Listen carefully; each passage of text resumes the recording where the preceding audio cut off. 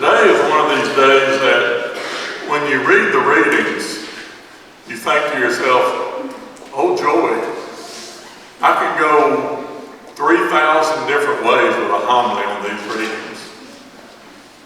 So you have to pick one and kind of go with the flow and go with that reading you pick. Today I picked the reading about the net. Peter bringing in the net. At the time when St. John wrote this gospel, the first persecutions of the church had already broke out. The Roman emperor had begun their policy of executing Christians for treason because Christians refused to worship the Roman gods. So one of John's themes, therefore, in all of his New Testament writings is the power of the church to grow and to endure, even though we always fight, we always struggle, and there's somebody always trying to persecute us. This comes out in the gospel passage we just heard in the image of a fishing net full of fish. An analogy of the church that appears more than once in the Gospels. You know, Jesus has come back. He has already shown himself to the apostles a couple of times. And they're kind of feeling stir crazy. They don't know what to do. So they decide to go out and go fishing. Take a day off, more or less, and go fishing.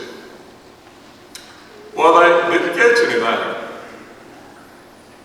So the Lord appears to them, and through a miraculous catch of fish, they come ashore with this net full of 153 large fish. Now the number 153 is not really significant, but St. Jerome, I think it was, once said it showed the number of fish in the sea at that time. There were supposedly 153 species of fish in the sea at that time. So the analogy we can capture from that is the net brought in all the souls, all the people, all the fish that was in the sea. So the net represents the church. The fish represents the church, which is us. It's filled with believers whom Christ gathers out of the ocean of time and history through the ministry of Peter and his successors, the popes. And Peter is the one that hauls this great net full of shore full of 153 fish. So the analogy is, in spite of sufferings, scandals, in spite of obstacles we face, challenges, persecutions, Christ's church will continue to grow, and it will continue to expand under the ministry of Peter and his successors. And it will stay intact until it is brought safely home into heaven. Peter's net will not tear. But today we face many struggles, don't we? Today's culture is so focused on current events and headlines and really just outright lies about the church that we can easily lose sight of this perspective. But a brief glance at history can remedy that if we just believe that the church will always persevere, because the church has fought forever. The mere fact that the church's endurance through 20 centuries maintaining the same doctrine, the same forms of worship, which are the seven sacraments, and the same structure, bishops, priests, united under the Pope's leadership to serve the believers, is without a doubt miraculous that it's survived all these years. And it only becomes more amazing when we take a look back at the actual obstacles that have been thrown in front of the church. The Roman Empire tried to stamp out Christianity for 300 years. Guess what? The Roman Empire is gone. The church remains. In the Middle Ages, it was the Islamic Empire that tried to snuff out Christianity. The church remains.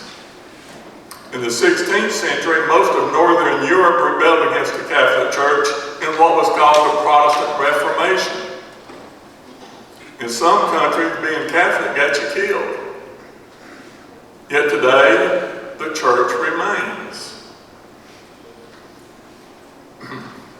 In the 18th century, the French Revolution tried to eradicate the church in France, martyring hundreds, if not thousands. The revolution passed, the church remains. In the 19th century, it was Napoleon. He conquered all of continental Europe. Turned the church hierarchy upside down, imprisoned 2 popes in an effort to take over the church. Well, guess what? His empire passed away. The church remains. In the 20th century, we had the Soviet Union and the Nazis. They passed away. The church remains. So we've endured and will continue to endure just as Christ promised. Peter will bring the net to shore, overstuffed with large fish, and the net will not be torn. The church will remain. So how can we be sure to stay inside this kingdom, this church that will endure forever? How can we be sure that we won't go astray? Did Jesus give us any type of guide? Well, yes, he did. The sure guide is Peter and the popes, the successors of Peter. Jesus established his church, promised to be with that church until the end of all time, and commanded Peter to do what? Feed his sheep, tend his sheep. If we didn't need a shepherd, Jesus wouldn't have given us one. But we do need a shepherd. That shepherd is the Pope, the Peter's successors. Now, like a lot of people, I don't agree 100% with what the Pope says. When it comes to his teachings for the church, yes, I believe him. But when it comes to some other things, I take it with a grain of salt. But I believe that when he says what needs to be taught in the church, that we should believe it also. And that'll help us in our struggles. It's not always easy to follow the Pope's teachings. When we follow Peter, that sometimes means following him where? To the cross. Because Peter followed Christ so closely that he too ended up being crucified upside down on the cross by the Roman Emperor Nero. And yet, that's the short path to life, to follow Peter, to follow the popes. The net will not be torn. We will always bring in fish. We will always be fishers of men. And Christ has promised that the church will survive, that the net will not be torn. So today, as Christ comes again to feed our souls through the ministry of his church, which has grown and endured through the centuries under the guidance of Peter, let's thank the Lord for taking such good care of us. And let's promise him that we'll do our part too, listening to the teachings of his vicar, striving to understand his teachings, studying to understand his teachings, following his teachings, and obeying it for our love of Christ.